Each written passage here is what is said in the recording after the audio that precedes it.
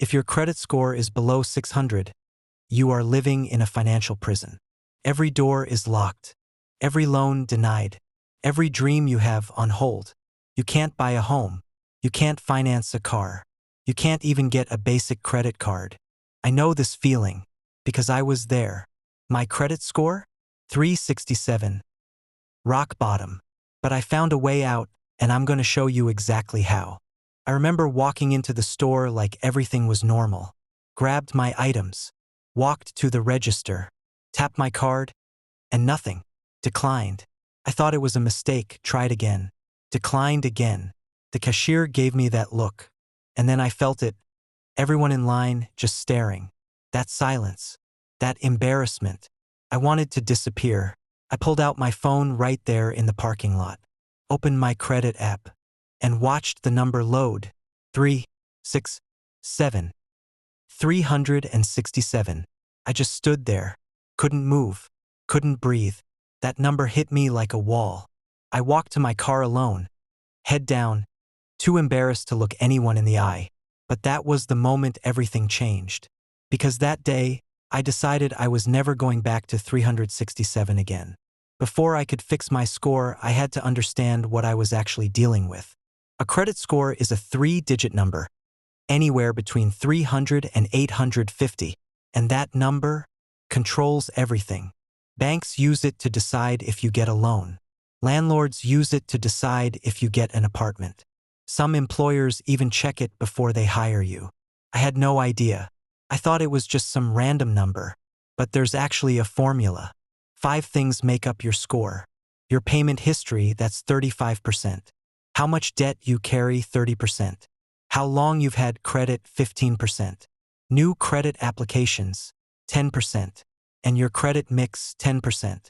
Once I saw the breakdown, I realized something powerful. This wasn't random. It was a system.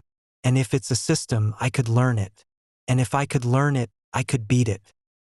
Then came the moment that broke me completely. An eviction notice on my door. Couldn't pay my rent. I applied for a new apartment, denied. Applied for a personal loan to catch up, denied. I sat on the floor of that empty room, bills scattered everywhere, and I just stared at the ceiling. I remember thinking, how did I get here? I was working.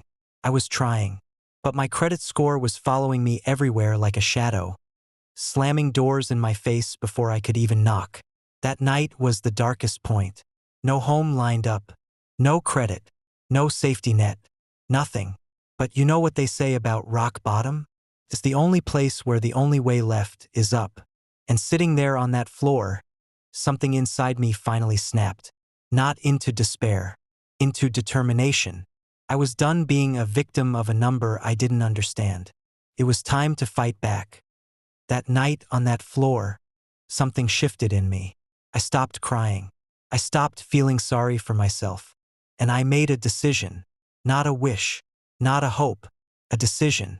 I got up, found a notebook, sat down at the table, and I wrote 5 words at the top of the page. Fix. My credit. No. Matter. What? Then I wrote down every single step I thought I needed to take. Pay off old collections. Get a secured card. Keep my balances low. Make every payment on time. Dispute anything wrong on my report. I didn't know if it would work. I didn't know how long it would take. But for the first time in months, I had a plan. And a plan means you're no longer lost. Plan means you're moving. So I closed that notebook, stood up straight, and told myself, this is where it turns around. Right here. Right now. I started with the smallest debt on my list. A $340 medical bill from 2 years ago.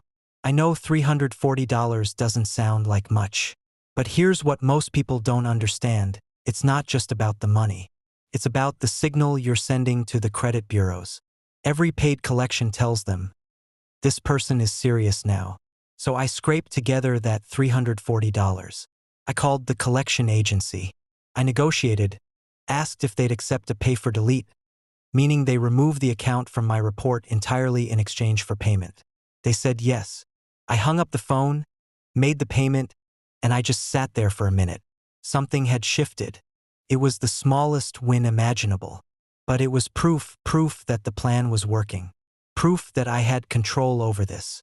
That little $340 payment lit a fire in me. I wanted more of that feeling. And that's when I realized momentum is everything. You don't have to fix it all at once. You just have to start.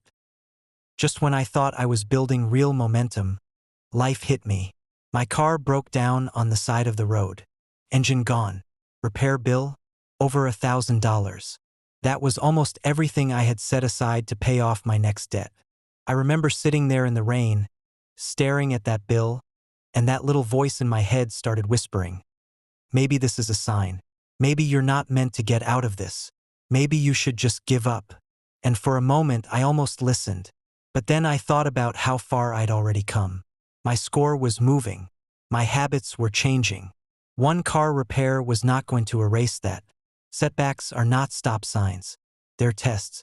The question isn't whether something will go wrong, because something always will. The question is what you do when it does. I looked at that bill. I adjusted my plan. I found extra work that month. And I kept going. Because quitting would have cost me everything. But pushing through, that cost me 1 month. Month after month, something beautiful started happening. The score moved. Slowly at first, 367 to 380. Then 380 to 418. Then 468.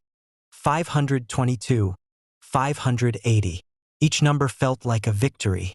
I built a routine. Every single month, I paid every bill on time. Not some of them. All of them. I kept my credit card balance below 30% of the limit.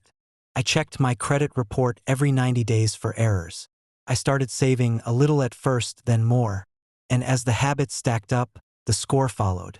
12 straight months without a single missed payment. A savings account that actually had money in it. I started to feel like a different person. Not because my life had completely changed yet, but because my relationship with money had changed. I stopped reacting to money. I started controlling it. And the number that once made me want to hide? It was becoming something I was proud of. 367 was behind me. 720 was the new reality. And I wasn't done yet. Here's something most people don't know. Your credit report can have errors, wrong accounts, duplicate entries, late payments that weren't even yours. I pulled my report and found 4 mistakes. I wrote dispute letters to all 3 bureaus, Equifax, Experian, and TransUnion, completely free. Within 30 days, those errors were removed. Just like that, my score jumped. Next, I called every card I had and requested a credit limit increase. One by one, approved. This was a game changer. More available credit meant my utilization ratio dropped below 22%. And that single move added 40 points to my score almost overnight. From 748 straight to 780. 780. I stood there staring at that number and couldn't believe it. Same person, same income, just smarter moves. But I wasn't done. 780 felt amazing, but I could feel 820 was right there. One final push. That's all it was going to take. And in the next scene, I'll show you exactly what that final push looked like. Today, my credit score is 820. I own my home. I have investments.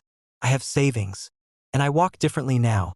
Not because my clothes changed or my job changed, but because my relationship with money changed. The version of me that sat on that floor, staring at a 367, surrounded by bills, I don't even recognize him anymore. And here's what I want you to take away from this video. Credit is a system. Systems can be learned. And if they can be learned, they can be beaten. It doesn't matter where you're starting. It doesn't matter how bad it got. What matters is the decision you make today. The same decision I made on that floor. If this video helped you, subscribe because we're just getting started. Your 820 is waiting.